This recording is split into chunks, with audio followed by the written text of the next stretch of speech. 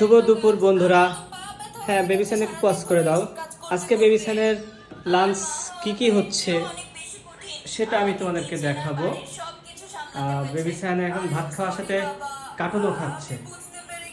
এখন বেবিসানের জন্য কি নাস্তা, এই কি দুপুরের খাবার। প্রথমে আমি বেবিসানকে একটু ভাত দিলাম, ঠিক আছে?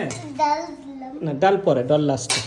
প্রথমে একটু সবজি, একটু বেবিসান বাবার সাথে একটু ভেজিটেবল খাবে, সবজি।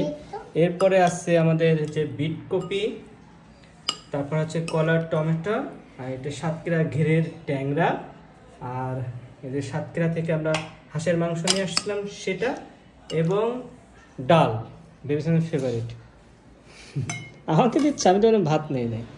বেবিসান আমাকে হেল্প করছে খাওয়াতে। আর আগে তুমি এটা দিয়ে খাও, শাক দিয়ে খাও। আগে শাক দিয়ে খাও, বসো বসো, শাক দিয়ে খাও। বাবাকে দিবে বেবিসান। গুড।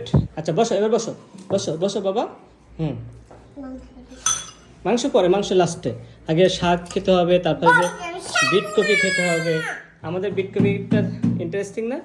এটা কিন্তু অনেকেই জানে না, কারণ ঢাকার মানুষ হচ্ছে আস্তে খায়। ঠিক আছে, টাটা, বাই বাই।